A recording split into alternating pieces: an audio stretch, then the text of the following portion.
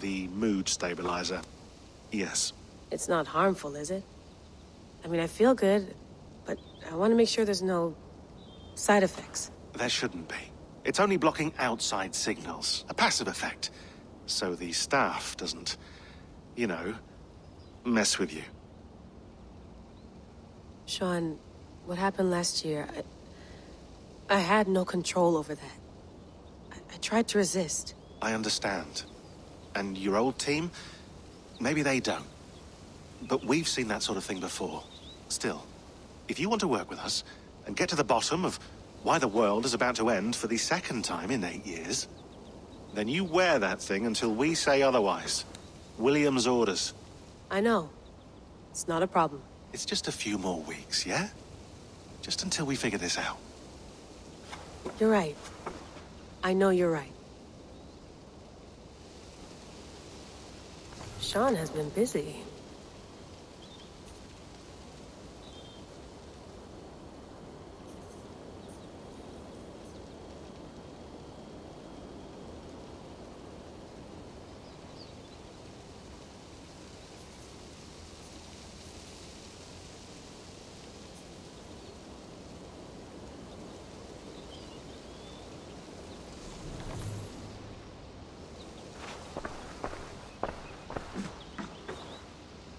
That's quite nice. Soothing. Let's have a look.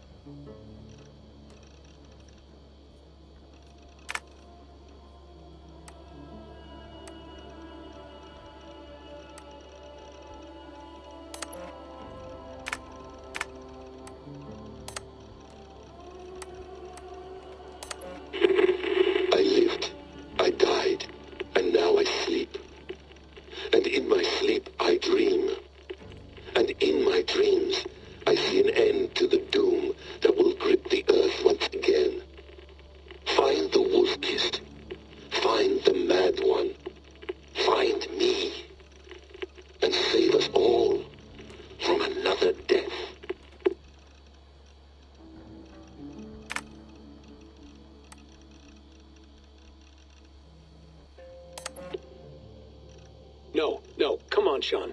Turn that thing off.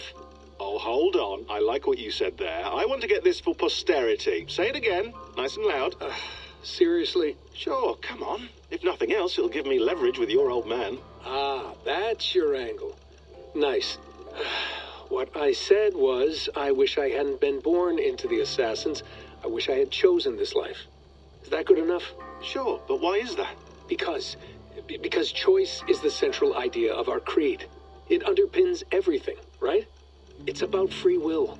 It's about seeing the evidence before you and saying, yes, this is what I want. Or, no, this isn't for me. But when you're born into a group like this, or any other, like I was, you get mixed signals. You get told over and over again, this is what we believe. These are the rules. This is reality. No deviation. And if you question it, oh, they look at you like you killed a puppy. That's hardly free will. It's a weird irony when free will is your central belief, but nobody wants you to believe otherwise. I don't know how to say it exactly, but I always thought there was something self-destructive about our creed. If free will is the most important moral guidepost we have, we should be free to ignore it. To choose submission, for example. You know what I mean? Like, we should be free to side with the Templars. If it's really my choice, I could do that. Right. It's almost self-refuting. A democracy could democratically elect a dictator or choose to get rid of democracy altogether. Within our creed is the seed of its own destruction. That's what makes it powerful, I think. And fragile. Right. The more freedom you have, the more risky it is, you know? Anyway, my dad has mellowed over the years, but he was strict when we lived on the farm. He ran a tight ship. I never got the impression that I was free to choose my path forward. Our creed, our tenets, they were drilled into my head. By the time I was a teenager, I was following these rules out of a sense of duty. This was just what we did. That happens to a lot of organizations over time. The stagnation sets in, you know? The fundamentalism. Yeah. Following the rules becomes more important than achieving whatever goal you set out for yourself. And people start to lose sight of the reason the rules exist. That's called deontology, or a form of it. Following a rule for its own sake and not for the consequences it has. Yeah, but that feels backwards, doesn't it? Well, I think so. Following a rule is the easy part. Praying, taking a sip of wine, munching on a wafer. Rituals that give comfort. But that's just going through the motions. It makes people feel like they're doing something. When the hard work is, well, actually getting off your ass and doing something productive. I think people just want boundaries. Tight boundaries. They want to see the four walls that pen them in. I don't disagree. Anything outside that, anything that makes life more complex, that's scary. That's why I envy you. You chose this life. You went through that process and you decided, yes, I believe in this. Sure. It didn't stop me from being an insufferable know-it-all as a teenager, but I see your point. I would have loved to have been a know-it-all. I knew nothing. Not until you guys found me. Yeah. It wasn't until I met you, and Bex and Lucy, that I knew. I knew I wanted to be an assassin. Oh, thanks, Des. Come here. Bring it in, bud. I don't normally like touching, but I'll make an exception now. I am not hugging you. You sure? Because I smell very nice today. Can you just turn that off?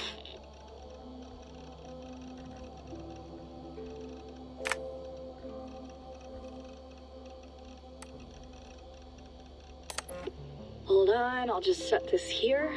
Do you guys record everything we talk about? Not everything, but you've been using the animus so much, I thought this was a good chance to learn some things about prolonged exposure. So I'm your guinea pig. No, my guinea pigs are all dead. The animus was too much for them to handle. Cute. Can I ask you about the bleeding effect? Any recent flashes? Any memories resurfacing? Yeah, the usual things. Ghost images of Altair and Ezio a few times a day. Nothing intrusive, just brief moments. They pass quickly, almost without me noticing. Like a figure in the corner of my eye. Or remembering a dream from the night before. I did have one extended hallucination a few days ago. It was Ezio. He was older, around the time he left Cappadocia. He was standing on the deck of a ship, alone. And through him, I could feel an intense regret or guilt. And it felt to me like he'd had a loss of faith. in himself, in the Creed, like he couldn't keep it up. Couldn't stay true to his ideals. And as I watched him, I thought, is this the moment he decided he was done being an assassin? It felt like it. Anyway, most of my visions have been brief, lasting just a few seconds. They're like complete memories of small moments that appear suddenly out of nowhere, fully formed. It's a strange feeling. Okay, anything else? I'm starting to see Connor now, too. Though I hear his voice more often than I see him. I'm sure that will change. Oh, yeah, and yesterday, just before bed, I had a memory of being on a beach in the Caribbean with a bunch of sailors. Or maybe they were pirates. I don't know. No idea. Huh, we'll look into that. And how do you feel in general? In general? Well, I feel older, for one. Much older. And it's strangely comforting. I'm collecting the memories and skills and thoughts of so many people. I feel like I've lived a few hundred years or more. Is it possible that if I do this for too long, it'll push my own memories aside? That I'll be everyone but myself after a while? It's possible. That's called identity substitution. It's happened before, but it's rare. And someone with your background shouldn't need to worry. My background? You mean someone with my genes? My abilities?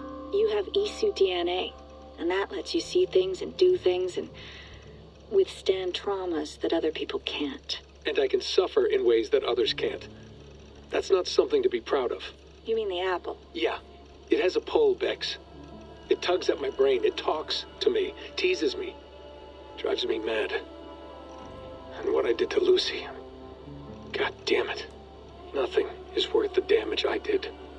The pain I caused. I know, but you're special. That's the point. I'm not special, Bex. I'm lucky. That's all. I understand. We're assassins. It's our creed that makes us different, not our genes, not our blood. Anyone can join us. That's true. But let's leave that aside for a second.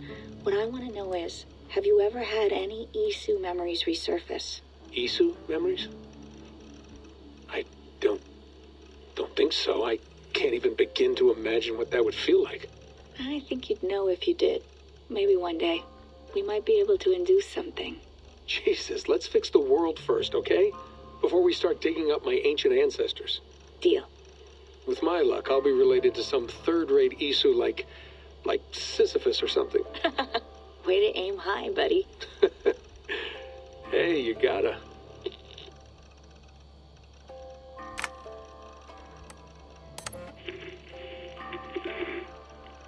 Laila, thought you might be interested in this. Conversations that Bex and I had with Desmond back in 2012. December, I think. Just candid talks, that's all. We didn't square any circles or write any beat poetry. But he did have some interesting insights into his time in the Animus and what it means to be an assassin. Anyway, have a listen. You might find you and he had similar experiences. So, well, let me know what you think. Unless it's to tell me I sound like a total prat in these recordings. If that's the case, just say nothing. I mean, I did have a slight cold at the time I recorded these. That's probably why I sound odd. Anyway, okay, I'm done anyway, so turn off. Turn off. Oh, it's actually just a button. Sorry, here we go.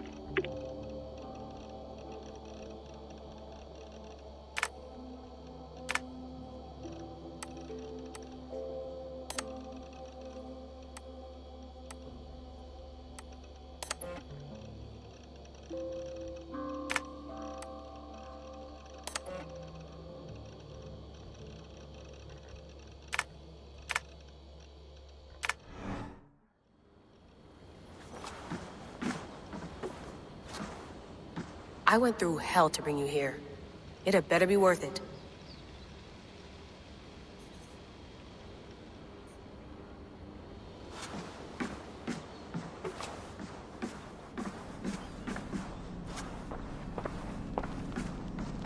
Be nice to sleep in a real bed when this is over.